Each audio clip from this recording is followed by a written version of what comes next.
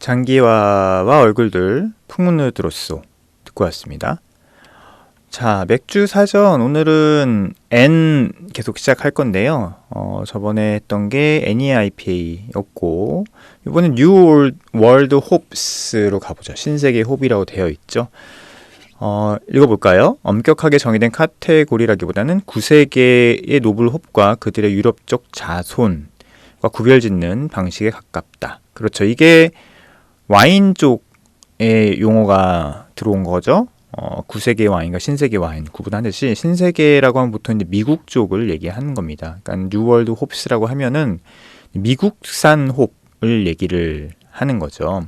유럽 쪽 홉을 밑에 나오겠지만 이제 9세계 홉을 노블 홉이라고 하는 아주 자뻑이 심한 단어로 붙였잖아요. 근데 거기에 대비되는 단어로 미국산 홉을 신세계 홉이라고 일단 부르고요. 그 다음에 조금 더 확장이 돼서 이제 호주산 홉이나 뭐 이렇게 유럽 이외에서 나오는 홉들을 보통 뉴 월드 홉, 신세계 홉이라고 부릅니다. 이것도 역시 와인하고 똑같죠. 와인도 유럽을 제외한 나머지 뭐 호주나 뉴질랜드나 미국이나 이런 데서 나오는 와인들을 이제 신세계 와인이라고 부르는 것처럼 이제 홉도 비슷합니다.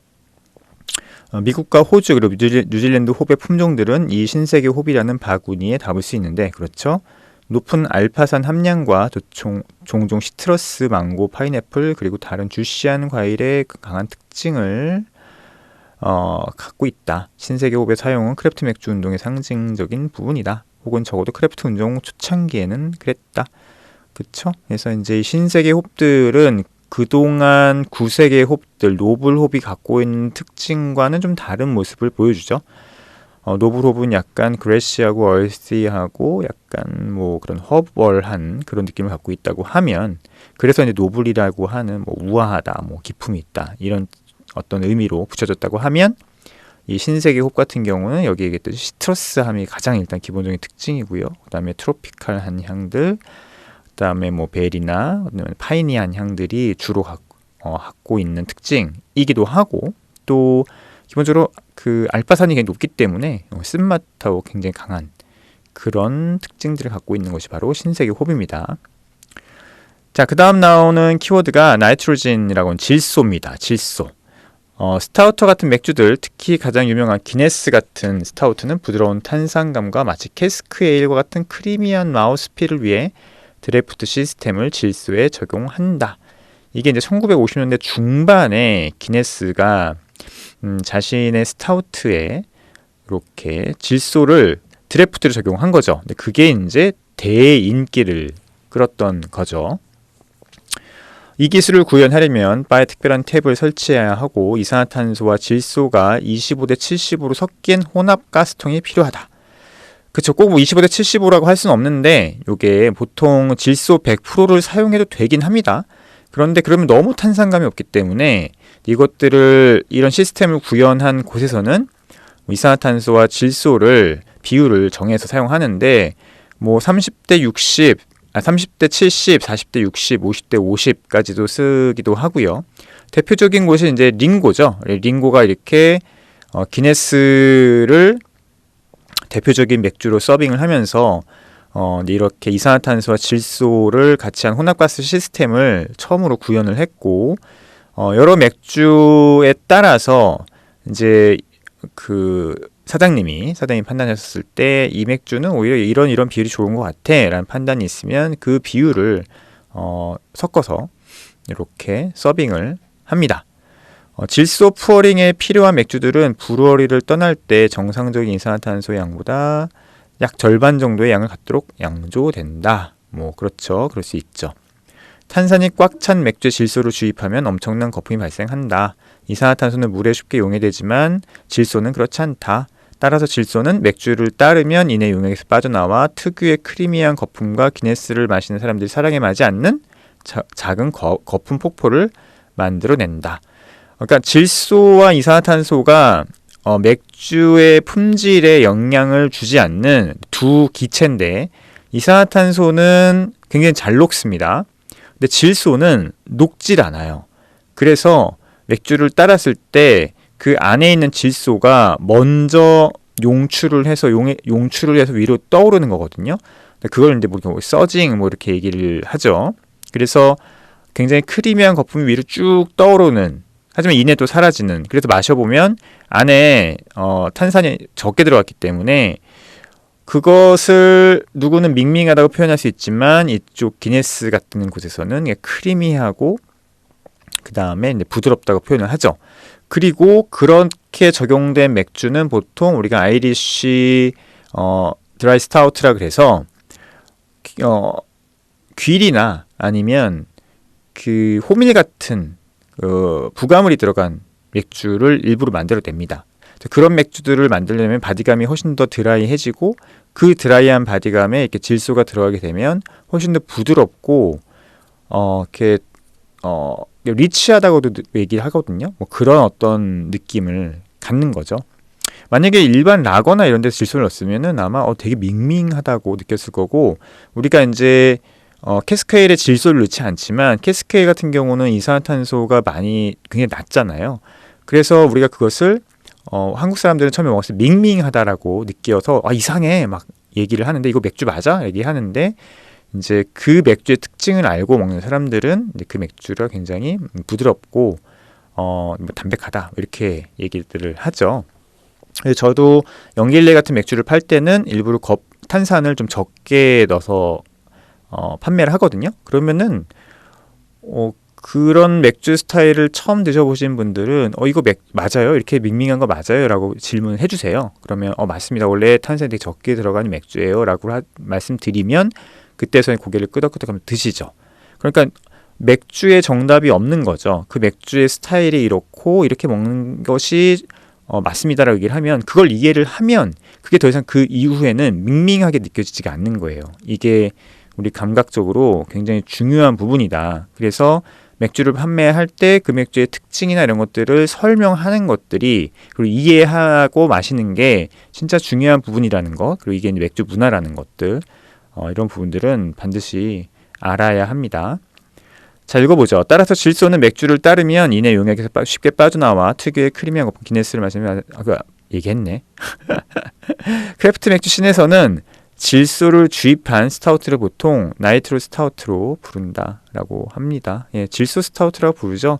질소 탭이 따로 있어요. 예, 질소 탭이 따로 있습니다. 일반 탭이 아니고 긴 어떤 묵직한 그 질소 탭이 따로 있고요. 이 질소 탭으로 따라야지만 올바르게 질소와 맥주가 같이 섞여 들어가서 맥주를 서빙할 수 있습니다. 질소 100%를 해도 뭐 상관은 없어요. 근데 이제 그렇게 됐을 경우에는 질소가 금방 위로 용출해서 올라오기 때문에 밍밍하다는 표현을 받을 수 있죠. 그래서 질소는 스타우트 쪽에 좀 더 맞는 것 같아요. 왜냐면 그 느낌 외에도 뭐 초콜릿이나 약간 그런 느낌들이 크리미하게 다가갔을 때 이질감이 느껴지지가 않거든요. 하면 될 것 같고, 그다음에 또 예전에는 안 그랬는데 이 아이리시 에일, 진짜 아이리시 레드 에일 같은 경우는 옛날에는 이산화탄소가 들어갔거든요. 근데 요즘에는 뭐 스미딕스 같은 거, 스미딕스나 또 뭐 있죠? 뭐 그런 맥주들이 아예 질소가 들어가서 좀 달라지긴 했더라고요. 약간 일질감이 들긴 하더라고요. 제가 예전에 먹었던 뭐 스미딕스 이런 것들은 이산화탄소가 들어가되, 물론 이산화탄소는 낮죠. 그래서 그런 느낌들을 이해하면서 공부하면서 마셨는데, 최근에 맛이 뭐 스미딕스나 뭐 이런 맥주들은 확실히 이 질소를 넣어서 그런지 몰라도 약간 이질감이 느껴지긴 하더라고요. 그래서 꼭 스타우트만 들어간 게 아니고 아이리시 레드 에일 같은 경우도 요즘은 다 질소가 들어갔다. 알고 계시면 좋을 것 같습니다.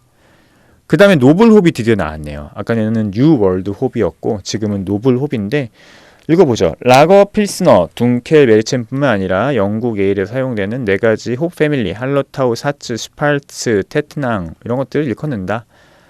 상대적으로 쓴맛이 적고 향 성분이 많은 것이 특징이다. 특히 노블 홉과 관련된 향은 소나무, 허브, 풀, 민트, 향신료, 후추, 꽃, 일종의 흙과 같은 향 등이 있다. 그쵸?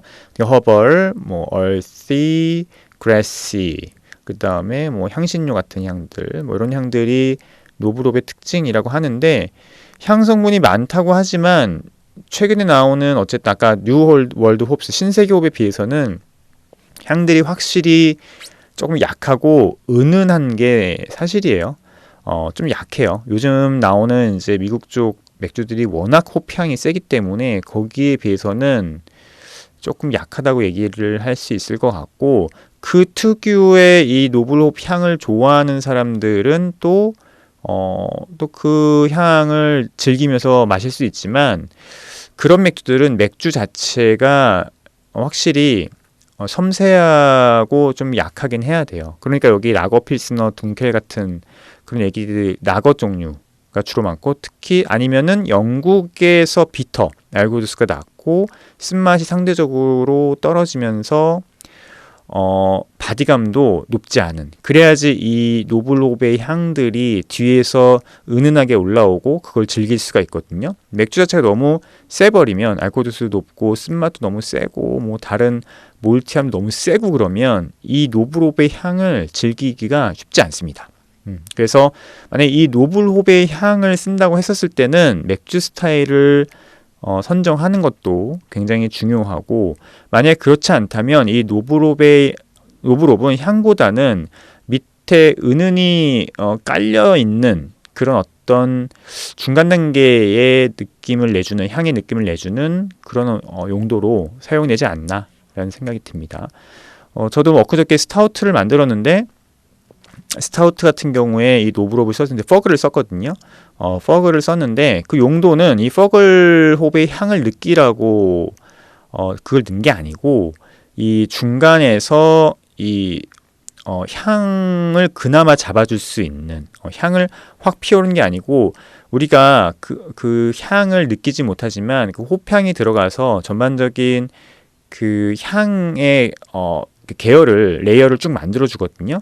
그랬을 때 그 향을 정확하게 느끼지 못하지만 그래도 홉향이 들어가서 밸런스나 아니면 전반적인 향의 레이어들을 만들어 줄 수 있는, 그 이제 베이스가 될 수 있는 그런 느낌으로 이 노블홉, 특히 저는 이제 퍼그를 썼습니다.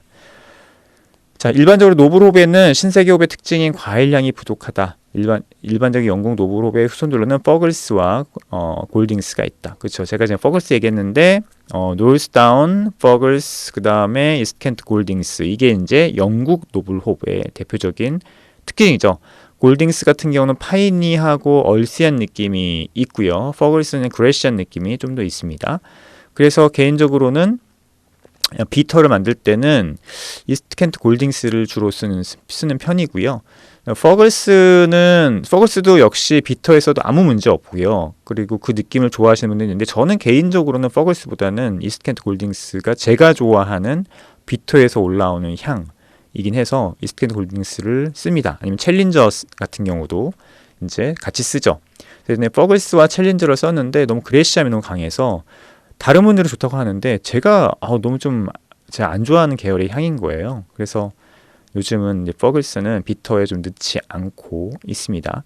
그리고 이제 스트리안 골딩스 같은 경우는 이제 헷갈리시는 분들이 있는데, 스트리안 골딩스 같은 경우는 이 이스트켄트 골딩스의 후손이라기보다는 퍼글스의 후손이라고 좀 보시는 게 맞는 것 같아요. 그래서 스트리안 골딩스를 쓰실 때는 퍼글스의 느낌을 살린다라는 어떤 생각을 갖고 쓰시면 좋을 것 같습니다. 노블홉이라고 하는 것은 결국은 이제 유럽의 전통 홉을 얘기를 하고요. 뭐 자기네들의 어떤 자존심을 담은 어처구니 없는 단어라고 저는 생각하고 있습니다. N이 끝났네요. 바로 오로 넘어가고요. 오늘은 쭉쭉 나갑시다, 이렇게. 귀리, 오트. 저의 요즘 주식이 아니겠습니까? 오트밀. 제 귀리에 대해서는 제가 요즘 빠삭합니다. 맥주에 넣기도 하고 제가 먹고 있어요. 제가 요즘 체중 조절식으로 오트밀을 먹고 있는데 아주 그냥 좋습니다.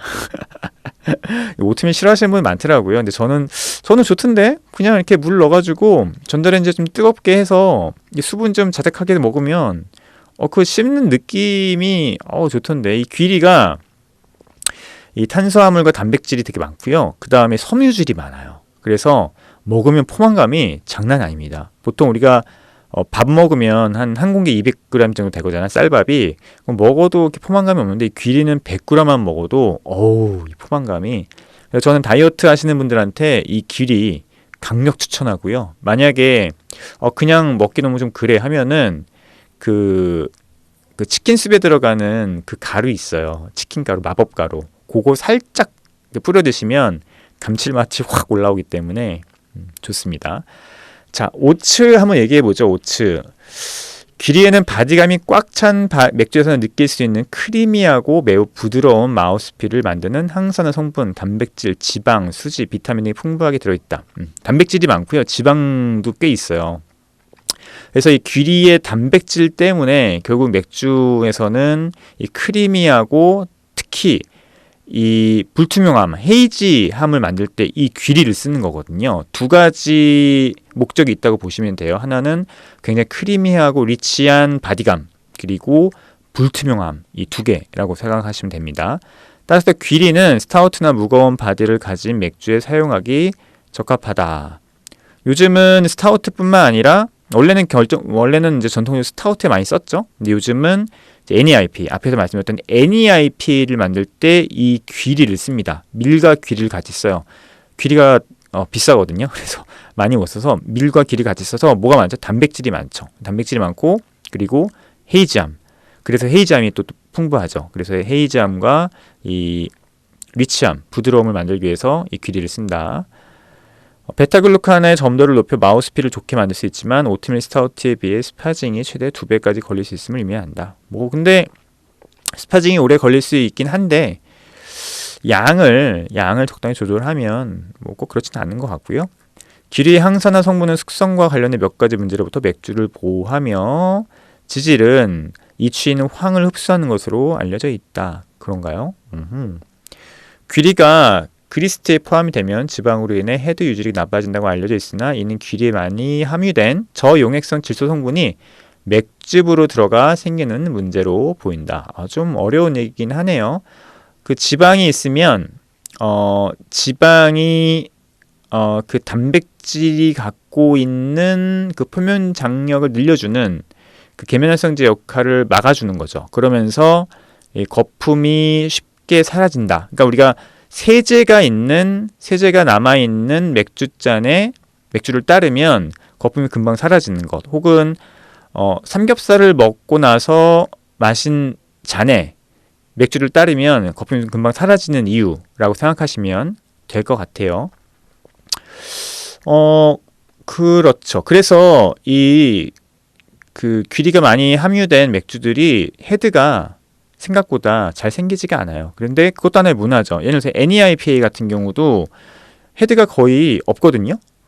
그 처음에 되게 신기하시더라고요. 근데 헤드가 거의 없습니다. 그리고 이 오트밀 스타우트 같은 경우도 헤드가 풍부하지 않아요. 요거는 이 귀리를 많이 썼을 때 여기는 지방 성분 때문에 그렇다라는 것으로 이해해 주시면 될 것 같고요. 100% 귀리로 맥주를 만드는 것은 실험적으로 가능하나 말도 안 되죠. 이런 귀리 100% 맥주는 베리와 요거트, 버터스카치 냄새를 갖는다. 그건 말도 안 되는 얘기고 부가물이에요. 이거는 100% 쓸 수가 없어요. 또한 귀리의 높은 단백질과 지방 함량은 양조로 매우 어렵게 안 됩니다. 귀리 100% 쓰면은 아까 얘기했던 라우터링 같은 데 심각한 문제가 생기고 그다음에 지방하고 단백질이 너무 많아지기 때문에 맥주의 품질이 굉장히 안 좋아질 수 있어요. 그리스트에 5에서 10% 정도 넣는다. 저는 10%를 넣습니다. 저는 귀리 오트밀 스타우트나 아니면 NEIPA 만들 때 귀리 넣을 때 10% 정도를 넣습니다. 그 이유는 가격이 비싸서. 가격도 비싸고 또 하나는 단백질이 너무 많아지는 게 또 두렵기도 해요. 그랬을 경우에 생기는 여러 가지 문제점들이 있을 수 있기 때문에 저는 오트밀을 10% 정도 넣는다라고 하면 되고, 여러 가지 있습니다. 그냥 오츠가 있을 수도 있고 이제 플레이크도 오츠라고 해서 일반적으로 우리가 먹는 오트밀이죠. 근데 한국에서는 양조 재료 귀리가 그냥 나오는 경우는 거의 없어요. 그래서 이제 쿠팡 같은 데 검색을 하면은 오트밀이 있거든요. 오트밀 한 2.5kg 정도 이렇게 팔아요. 그 단위를 사서 한 4개 정도 10kg 정도 저는 이렇게 넣기도 하고 5kg에서 10kg 이렇게 제가 생각하는 양조 디자인에 따라서 넣습니다. 그래서 그냥 넣어요. 그래서 오트밀, 저도 맥주 만들 때 약간 크리미한 거 좋아하고 또 불투명한 맥주 만들 때는 이 오트밀만한 게 없는 것 같아요. 대신에 가격이 비싸다. 자, 오플레이버는 간단하게 넘어가죠. 일단은 읽어보면서 정리를 하면 양조상의 결함을 나타내는 향과 풍미, 실수로 생긴 박테리아 감염에서 불행한 효모에 이르기까지 맥주 한 잔을 망칠 수 있는 것들이 정말 많은데 이러한 다양한 것들이 완성된 맥주의 독특하고 숨길 수 없는 흔적을 남긴다. 이 취는 뭐 다들 아시죠? 근데 이 취를 정의하는 뭐 범위는 되게 넓은데 저는 일반적으로 이렇게 얘기합니다. 양조사가 의도하지 않은 향을 저는 이 취로 보통 정의를 해서 교육할 때 말씀을 드리죠. 그러니까 맥주 스타일에 따라서 되게 다양한 향들이 있을 수 있어요. A에서는 이 취가 B라는 스타일에서는 이 취가 아닐 수도 있는 것이고요. 그죠? 되게 다양한 게 있고 또 하나는 또 A라는 맥주에서 나는 향이 되게 좋은데 보니까 이게 양조사가 의도하지 않은 향이었어. 마시는 사람은 좋아. 하지만 이걸 이 취로 부를 수 있을까? 저는 이 취로 부를 수 있다라고 생각을 합니다. 마시는 사람은 그게 좋을지 몰라도. 하지만 이 취에도 여러 가지 분류들이 있죠. 절대 나서는 안 되는 향들도 있어요. 그러니까 A에서도 나서도 안 되고 B에서 나도 안 되고 맥주 스타일이 무엇이든 절대 나면 안 되는 향들도 있거든요. 그런 이치들도 있고 스타일에 따라서 날 수도 있고 안 날 수도 있는 향들도 있고 그 다음에 숙성이 문제니 발효가 문제니 효모가 문제니 뭐 오염이 문제니 이렇게 다양한 원인들에 의해서 이치가 날 수 있습니다. 이런 이치들은 매우 특별한 경우를 제외하고는 보통 특정 스타일에서 요구되는 것일 수 있다. 그죠? 제가 아까 말씀드린 거죠. 맥주에 절대 허용되지 않는다. 그죠? 특별한 경우를 제외하고는 절대 허용되지 않는 이치들도 있어요. 허용되는 이치들도 있고요. 시소론과 같은 대부분의 맥주 훈련 프로그램에서는 이치를 판별하는 감각 테스트가 있으며 응시자들은 이치와 유사한 화학 성분을 섞은 맥주를 마시면서 이를 구별한다. 키트를 얘기를 하는 거죠. 저희도 비어도슨트 할 때 이치 키트를 구매를 해서 저희가 트레이닝을 합니다. 그런데 이제 저희가 이치 교육할 때는 좀 농도를 세게 해서 머릿속에 꽉 박히는 훈련을 해요. 왜냐면 뭐 저 같은 사람이야 이제 오랫동안 맥주를 마셨기 때문에 아주 섬세하게 올라오는 약간 이상한데 라고 이치를 감지해낼 수 있는 경험이 좀 쌓였지만 이치를 처음 배우시는 분들은 이게 이치인지 아닌지 일단 감각을 해야 되잖아요. 근데 아예 감각조차 안 되면 이게 안 돼요. 그러니까 처음에 저희가 트레이닝을 할 때는 좀 농도를 높여서 이게 이치야 라고 머릿속에 팍 박힐 정도로 좀 세게 합니다. 그래야지 그게 한번 인지가 되고 인식이 되고 기억을 해야지 나중에 그런 향이 어떤 맥주에 살짝 있더라도 우리가 그걸 감지해낼 수 있거든요. 그래서 여러 번 그 트레이닝을 하는 게 이취에서 되게 중요합니다. 그리고 다른 사람과 같이 마시면서 이게 이취라고 하는 것이야 라고 하는 것을 같이 공유하는 것도 되게 중요한 부분이고요. 유사한 화학 성분이라고 하는데 어쨌든 이취를 일으키는 화학 성분과 키트에 있는 그 화학 성분이 그게 똑같습니다. 예, 똑같은 분자 구조거든요. 근데 이제 맥주에서 올라오는 이취를 만들어낸 분자는 좀 약할 뿐이고요. 세게 올라오면 그거는 진짜 문제가 있는 맥주고, 하지만 이취 키트는 그런 분자들만 잔뜩 모아놓은 거죠. 농도가 좀 되게 센 거죠. 그래서 분자는 유사한 게 아니고 분자는 똑같습니다. 맥주에서 이취를 만들어낸 분자와 이취 키트에서 이취를 얘기하는 분자는 똑같다라는 것을 반드시 알아주셨으면 좋겠습니다. 이취 감별이 결국은 이제 맥주 전문가의 어떤 그 선을 구분하는 기준이기도 하죠. 이취를 아느냐 모르느냐가 맥주 전문가냐 아니냐를 구분하는 기준 중에 하나다라는 것들은 아시고 계시면 좋을 것 같아요. 마지막에 이제 그 다음에 옥토버페스트인데 옥토버페스트 너무 길어요. 옥토버페스트는 다음 시간에 제가 하도록 하고, 옥토버페스트는 제가 갔다 온 경험도 좀 얘기를 해드리고, 올해 아마 해외 투어를 옥토버페스트를 아마 가지 않을까라는 생각이 드는데 관련해서 한번 정리를 해드리도록 하겠습니다.